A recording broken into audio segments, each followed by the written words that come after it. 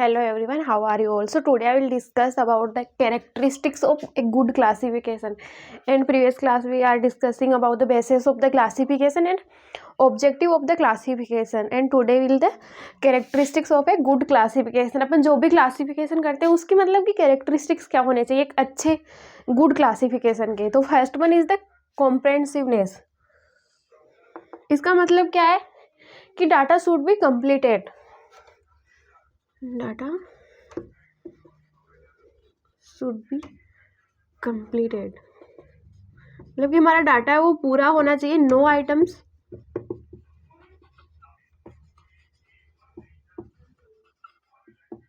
Left out, मतलब कि कोई भी आइटम हमारा छूट नहीं जाना चाहिए। हमारा जो डाटा है वो क्या होना चाहिए, पूरा कंप्लीट होना चाहिए। Second one is the clarity. तो डाटा हमारा एकदम से लिखा हुआ क्लियर होना चाहिए, मतलब कि वो क्या उसके ऑब्जेक्टिव को बता रहा है। तो data should be clarify and fill the objective of the your research. तो सेकेंड वन क्या होता है हमारा डाटा, यहाँ पे लिखेंगे data should absolutely clear and simple.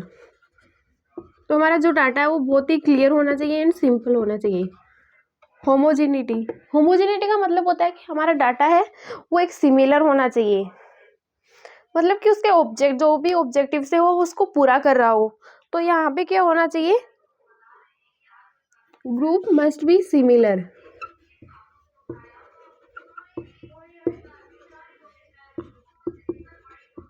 यहाँ पे जो भी ग्रुप है वो क्या होने चाहिए, सिमिलर होने चाहिए, एक दूसरे के सिमिलर होने चाहिए हमारे जो भी ग्रुप होते हैं वो। और क्या होने चाहिए, ग्रुप मस्ट भी, अपन यहाँ पे ये भी लिख सकते हैं होमोजीनियस का मतलब क्या होता है, सेम होना। ग्रुप मस्ट बी होमोजीनियस और सिमिलर टू ईच अदर।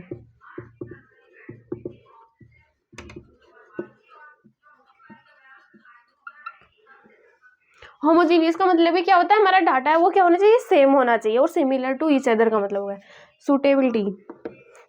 अपन जिस भी ऑब्जेक्टिव से डाटा को कलेक्ट कर रहे हैं वो डाटा उस ऑब्जेक्टिव को क्या होना चाहिए, फुलफिल करना चाहिए।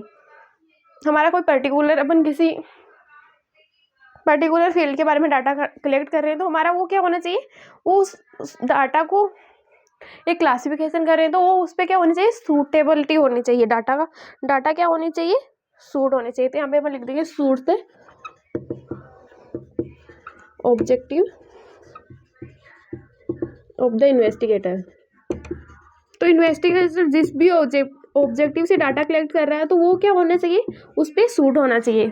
स्टेबिलिटी मतलब कि डाटा में कोई भी चेंज नहीं होना चाहिए, मतलब जो क्लासिफिकेशन है उसमें चेंज नहीं होना चाहिए। तो यहाँ पे लिखेंगे अपन स्टेबिलिटी में आएगा कि इलास्टिफिकेशन, मतलब कि जो हमारी इलास्टी है वो नहीं होनी चाहिए। यहाँ पे लिखेंगे क्लासिफिकेशन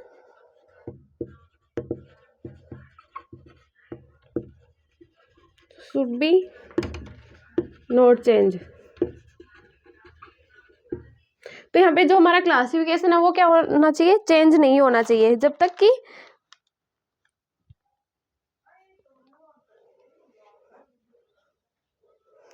और यहाँ पे देख क्या लिखा है, इलास्टिक का मतलब क्या होना है, चेंज होना।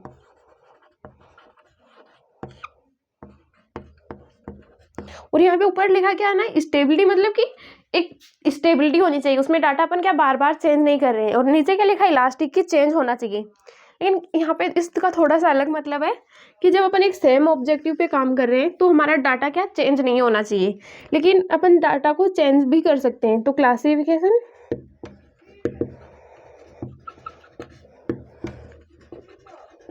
Should be change. डाटा क्या चेंज भी हो सकता है, लेकिन कब हो सकता है ये, जब आपका ऑब्जेक्टिव ही चेंज हो जाए। व्हेन योर इन्वेस्टिगेटर भी लिख सकते हैं अपन यहाँ पे वो योर की जगह, क्योंकि यहाँ पे जो डाटा है वो कौन कर रहा है। तो when investigator objective change the objective.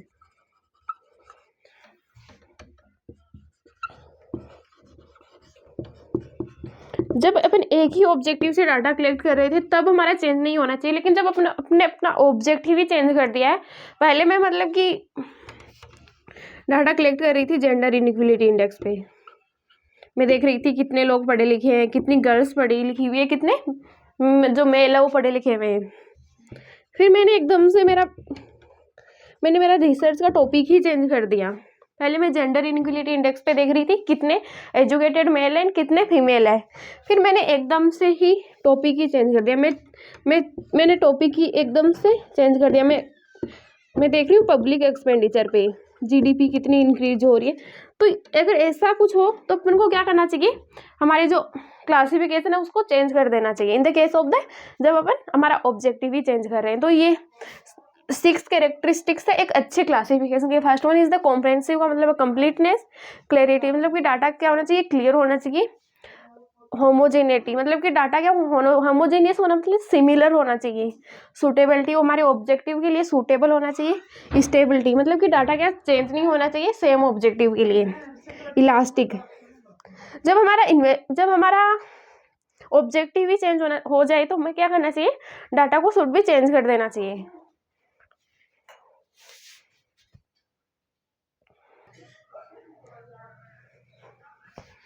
हमारा एक नया कॉन्सेप्ट है इसी चैप्टर में, वेरिएबल्स वर्सेस एट्रीब्यूट्स। तो अपन देखते हैं दोनों क्या होते हैं। फर्स्ट देखते हैं अपन वेरिएबल्स क्या होते हैं। तो वेरिएबल्स क्या होते हैं इन the forms of the numbers, जो किसी नंबर्स की फॉर्म में होते हैं वो क्या होते हैं वेरिएबल्स। तो variables are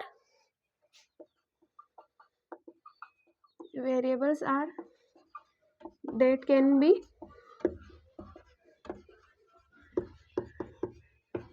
expressed in the form of numbers। तो जो नंबर्स की फॉर्म में होते हैं वो क्या होते हैं हमारे लिए वेरिएबल्स। जैसे इसका एग्जांपल लेती हूँ मैं, जैसे इसका एग्जांपल है हाइट,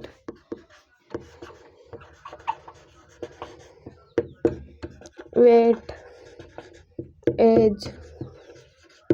तो ये सब क्या होते हैं, जैसे किसी के मार्क्स, तो ये सब क्या होंगे नंबर्स की फॉर्म में होंगे। तो इनको क्या बोलेंगे अपन वेरिएबल्स। तो वेरिएबल्स क्या होंगे, variables are that can be expressed in the form of numbers. जो नंबर्स की फॉर्म में होते हैं वो क्या होंगे वेरिएबल्स, जो क्या चेंज भी होते रहते हैं। वेरिएबल्स का दूसरा मतलब होता है चेंज होना, कि जो क्या चेंज भी होते रहते हैं हमारे हाइट वेट ये सब। जैसे किसी की हाइट है तो अपन ये तो नहीं बोलेंगे कि अपन कोई इन नंबर्स के टर्म में ही बताएंगे। जैसे किसकी हाइट है 176, किसी का वेट है 50 kg, एज है 21, किसी के मार्क्स आए 100 में से 80। तो ये सब क्या हो गए in the forms of numbers. इन सबको अपन क्या बोलेंगे वेरिएबल्स। सेकंड क्या है हमारा attributes.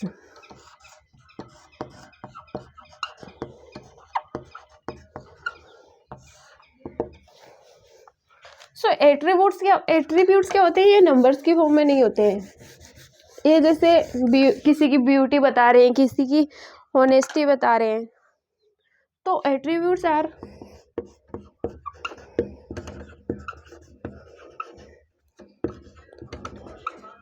that not be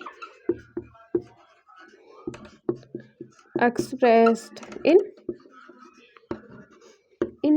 the terms of numbers।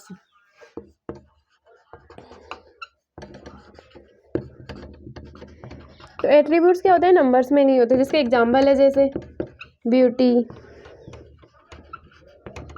Honesty etcetera.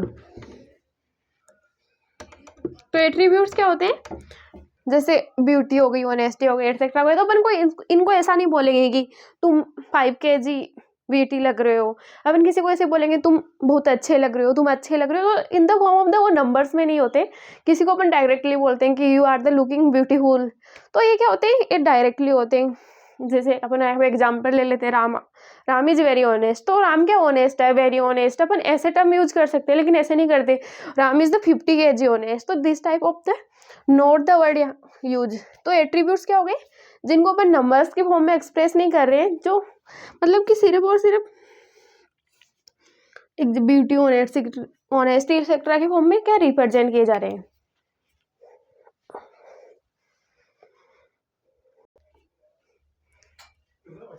और जो हमारे वेरिएबल है वो भी 2 टाइप्स के होते हैं.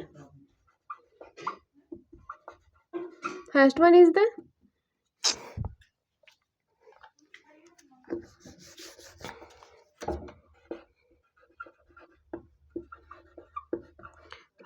The discrete variable.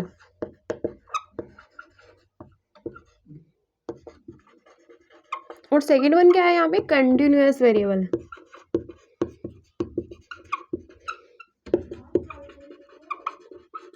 तो डिस्क्रीट वेरिएबल क्या होते हैं, जो क्या कंप्लीट होते हैं, और वो क्या होते हैं, कॉन्टिन्यूअस वेरिएबल जो कि कंप्लीट नहीं होते हैं. तो यहाँ पे क्या बोलेंगे अपन, कंप्लीट नंबर्स.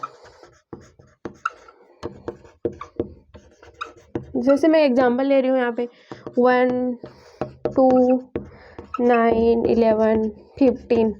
तो ये सब क्या है, कंप्लीट नंबर है. 1 क्या है, कंप्लीट है. और जो कंटिन्यूअस वेरिएबल होते हैं वो क्या होते हैं, कंप्लीट नहीं होते हैं. तो which are item in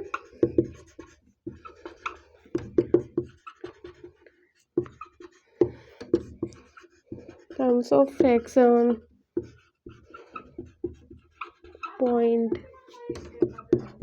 point percentage.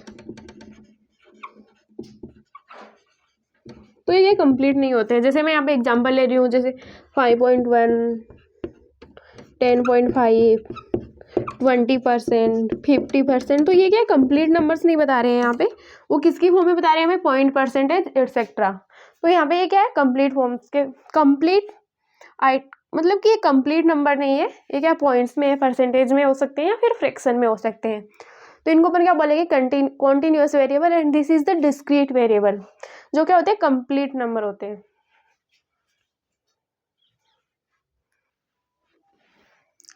हम यहाँ पे एक और कॉन्सेप्ट के बारे में बात करते हैं, टाइप्स ऑफ स्टैटिस्टिकल सीरीज. तो टाइप्स ऑफ स्टैटिस्टिकल सीरीज, तो ये क्या होती है, ये 2 टाइप्स की होती है. वन इज द क्या होती है, इंडिविजुअल सीरीज.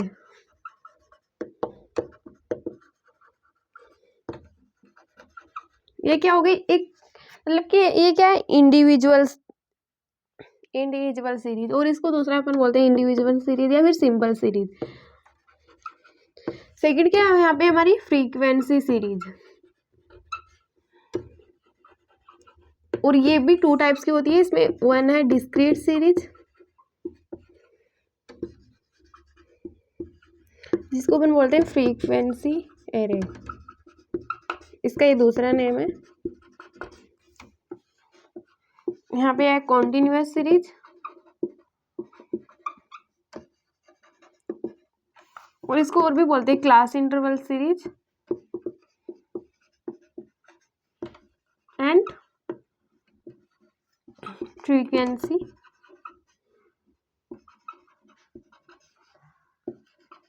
डिस्ट्रीब्यूशन.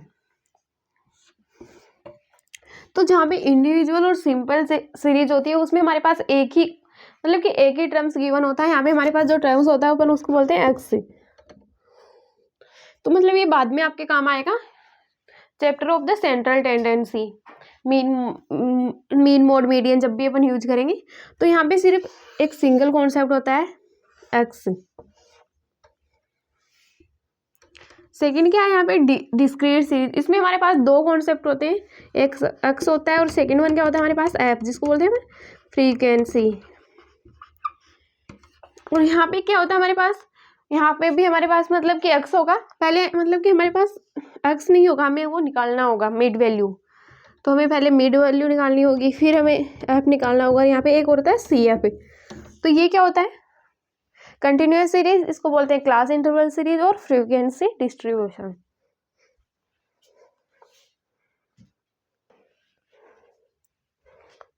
तो बस आज की क्लास में अपन इतना ही डिस्कस करेंगे, बाकी अपन नेक्स्ट क्लास में डिस्कस करेंगे. तब तक के लिए थैंक यू.